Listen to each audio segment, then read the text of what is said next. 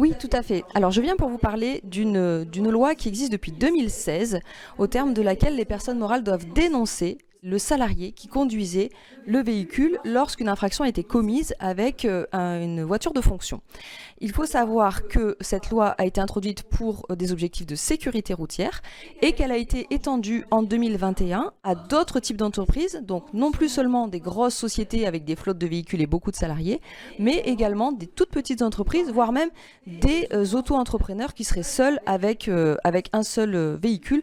Ils doivent aussi procéder à une dénonciation avant de payer l'amende encourue.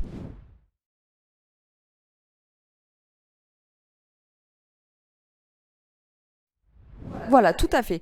C'est assez simple, mais j'ai trouvé que c'était nécessaire de venir l'expliquer parce que il y a parfois des problèmes de communication et de compréhension entre l'administration et les administrés.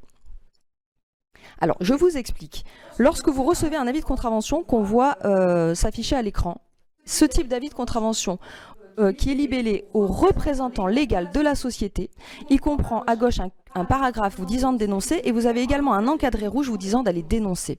Donc ça, les gens sont conscients qu'il faut aller dénoncer.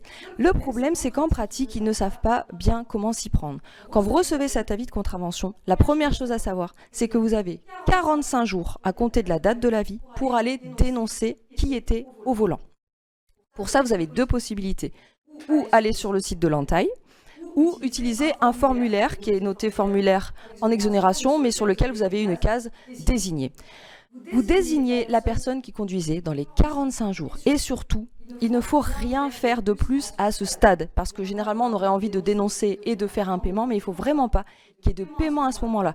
Il faut savoir que vous dénoncez, puis vous attendez 2 à 3 semaines parce que l'administration va refaire partir par voie postale un avis de contravention qui sera cette fois au nom de la personne que vous avez dénoncée.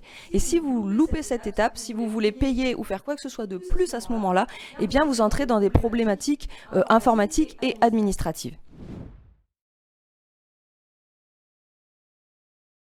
Eh bien, parfois, les entreprises ont pour idée de faire venir le salarié avec sa carte bleue ou de donner l'avis de contravention au salarié en disant « tiens, dénonce-toi et paye », mais ça ne peut pas marcher de cette manière. Si à J46, vous n'avez pas dénoncé dans les manières que je viens de vous expliquer, eh bien l'administration ouvre à votre rencontre un autre dossier parallèle qui s'appelle non-désignation de conducteur. C'est une infraction pénale puisque l'administration a l'impression que vous ne voulez pas dire qui était au volant et l'amende pour cette infraction distincte s'élève à 675 € et elle est très vite majorée à 1875 € par l'administration.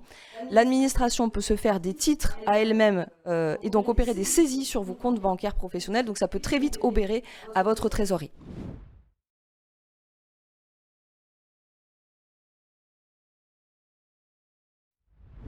Oui, tout à fait. Il faut savoir que parfois vous allez écrire à l'administration par lettre recommandée et malheureusement comme elle en reçoit beaucoup, les courriers vont rester lettres mortes ou ils vont parfois vous indiquer que vous n'avez pas exactement fait ce qu'il fallait. Mais en venant consulter un avocat, on a, nous, les capacités de faire les contestations adéquates et de faire réduire ou annuler ces amendes. Mais le mieux est encore de pouvoir faire ce qui est attendu dans les 45 jours, c'est plus simple.